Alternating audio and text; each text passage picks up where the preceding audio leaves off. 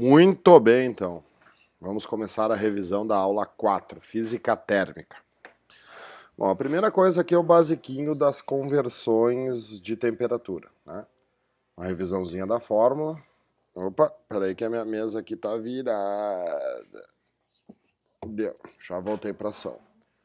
Então, Celsius sobre 5 igual a F menos 32 sobre 9, que é igual a K menos 7,3 sobre 5, né, pessoal? Por quê? Porque a mesma relação do Celsius vale para o Kelvin. A variação de 1 grau Celsius corresponde à variação de 1,8 graus Fahrenheit, que corresponde à variação de 1 Kelvin. Então, te lembra disso. Todas essas fórmulas aqui de dilatação e de calorimetria que envolvem variação de temperatura, não precisa tu transformar de Celsius para Kelvin, porque a variação de 1 Celsius é a mesma coisa que a variação de 1 Kelvin.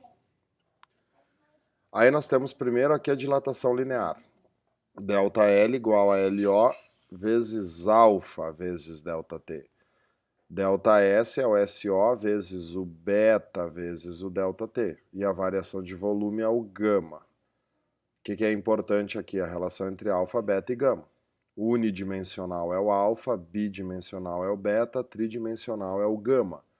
Então o alfa é a mesma coisa que o beta sobre 2, que é a mesma coisa que o gama sobre 3. Ou se tu preferir fazer individual, pode botar ali, ó. O beta é o dobro do alfa, assim como o gama é o triplo do alfa.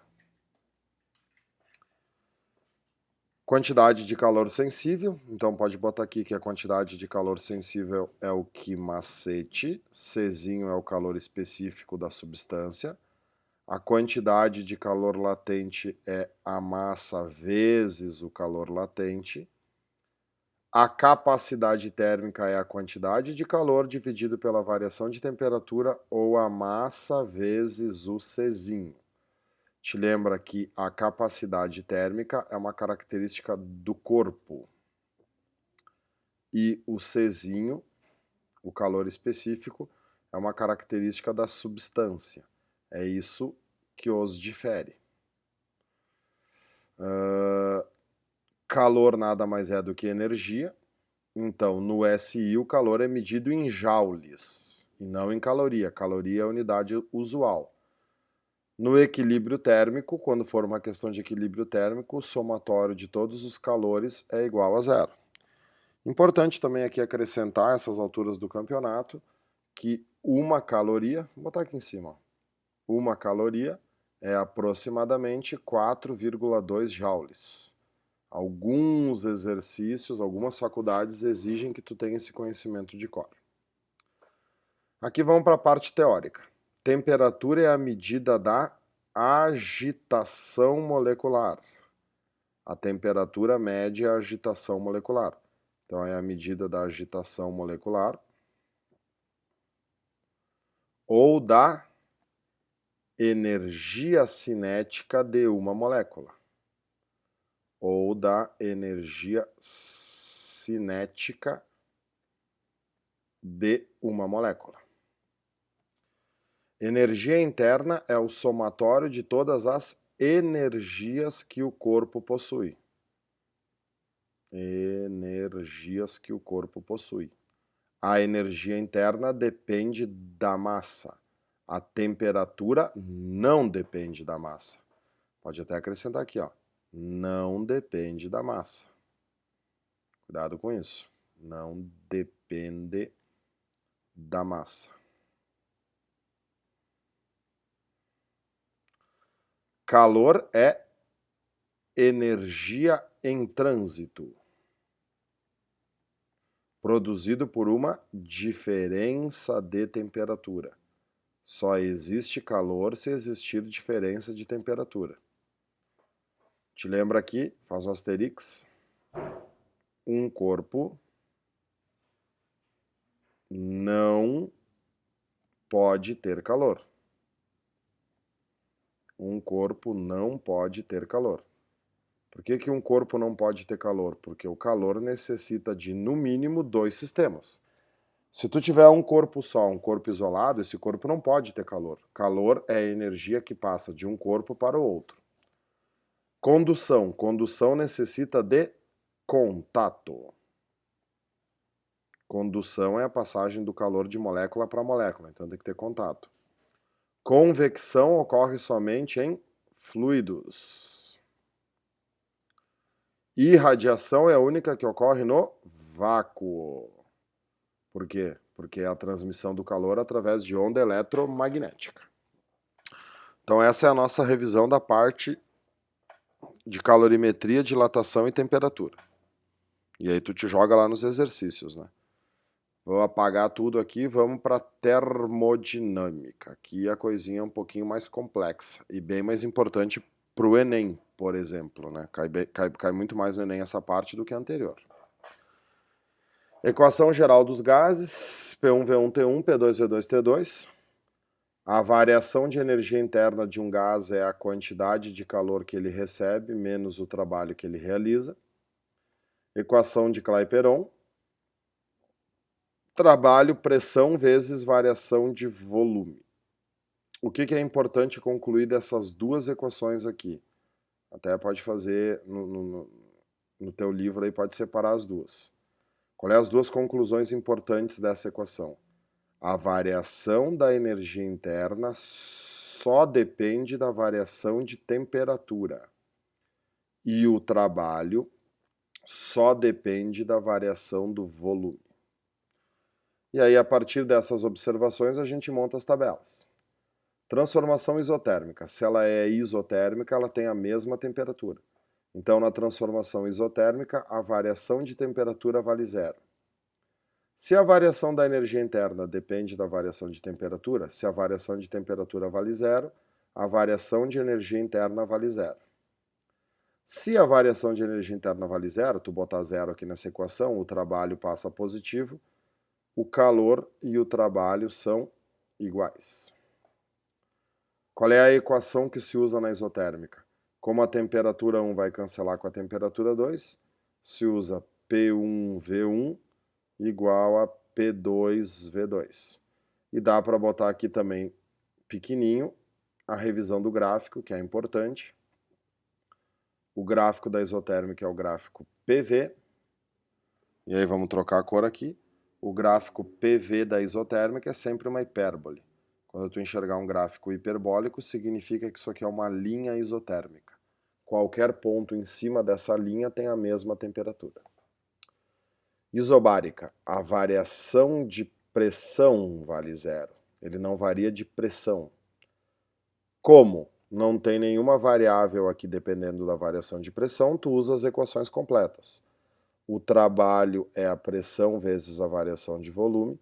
A única transformação que aceita as equações completas é a isobárica. A variação de energia interna é a quantidade de calor menos o trabalho. A equação geral fica V1 sobre T1 igual a V2 sobre T2.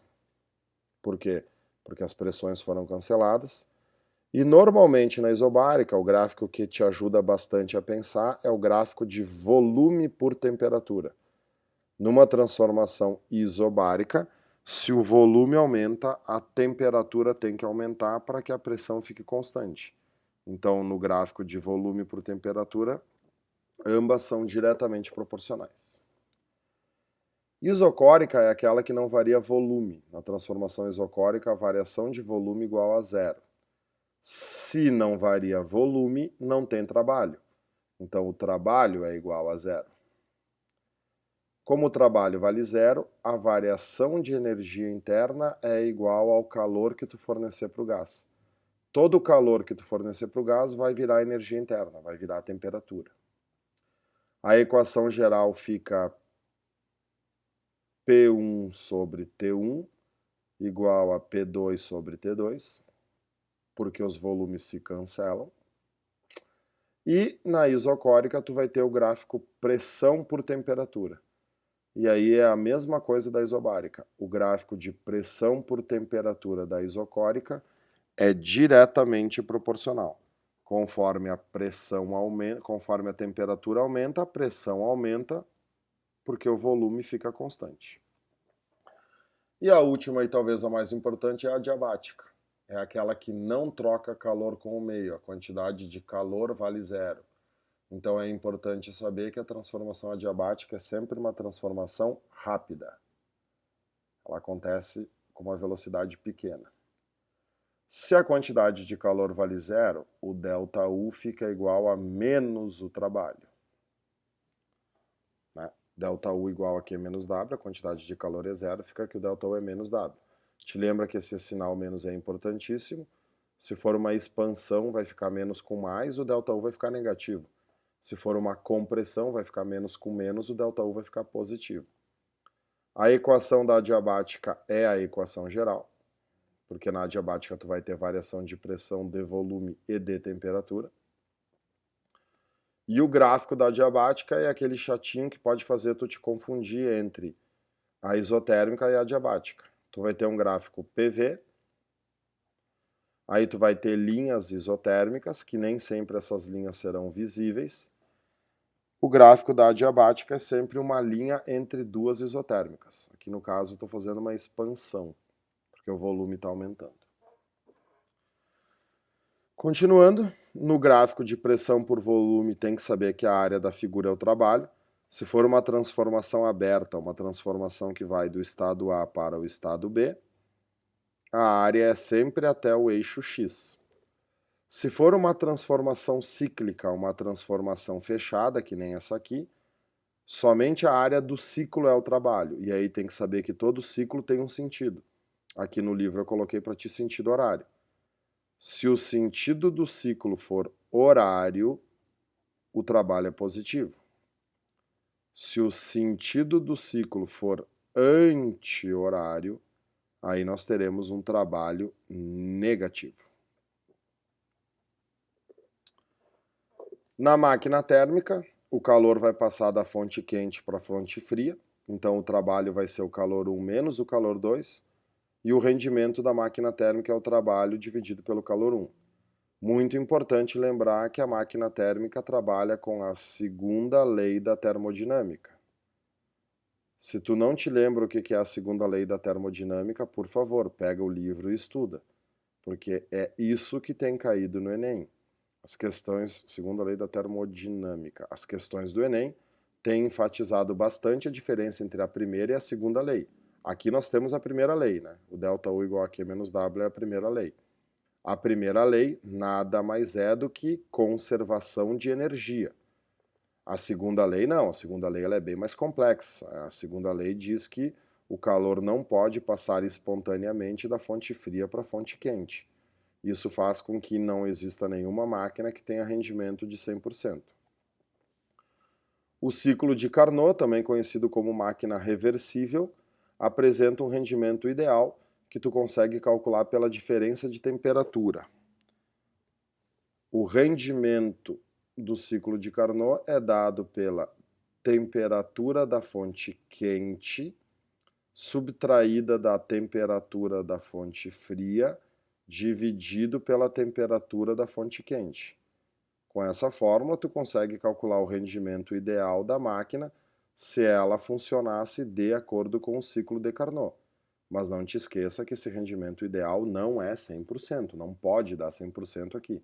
Se o rendimento nessa fórmula desse 100%, o Carnot estaria contrariando a segunda lei da termodinâmica, e ele não contraria. Importante lembrar que em toda essa parte da termodinâmica, em todas essas equações aqui que nós estamos trabalhando, a temperatura sempre deve estar em Kelvin. Não tenta usar Celsius que vai dar errado. Beleza? Limpando. E aqui eu coloquei um exemplinho de geladeira, que é a famosa máquina térmica invertida. Cuida que a geladeira, por ser uma máquina térmica invertida, eles gostam de perguntar se a geladeira contraria ou não contraria a segunda lei da termodinâmica. Porque na geladeira o calor vai da fonte fria para a fonte quente. E aí, a segunda lei da termodinâmica diz que o calor não pode ir da fonte fria para a fonte quente. Não é bem assim. O calor não pode ir de maneira espontânea da fonte fria para a fonte quente. Na geladeira, um trabalho é realizado sobre a fonte fria para que o calor passe da fonte fria para a fonte quente. O calor é forçado a passar da fonte fria para a fonte quente, então não é espontâneo. Então a geladeira aqui, ó, não contraria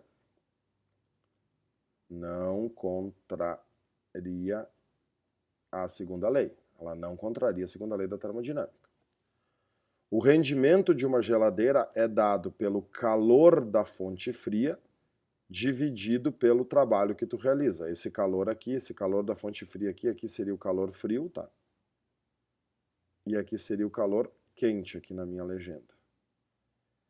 Aqui o calor quente. Pode mudar ali no teu livro. Então, mediante um trabalho, vai sair calor da fonte fria e esse calor vai ser enviado para a fonte quente. Então, o trabalho é o calor quente menos o calor frio, é o que tu aproveita, né? O calor quente vai ser sempre o valor grande aqui na jogada. O calor quente, na realidade, esse calor quente vai ser o somatório do calor frio com o trabalho. Só olha as flechinhas aqui, né? Esse calor que sai da fonte fria mais o trabalho é que vão originar o calor da fonte quente. Aqui está o exemplo da geladeira. Dentro da geladeira tem o evaporador, que é onde ocorre a troca de calor, que tem o compressor e aqui tem o condensador. É isso que faz com que a geladeira retire calor da fonte fria e envie para a fonte quente. Na geladeira, a fonte fria está dentro da geladeira e a fonte quente é o próprio meio ambiente. Beleza? Faz todos os exercícios aí dessa aula 4 e te puxo. Valeu, abraço!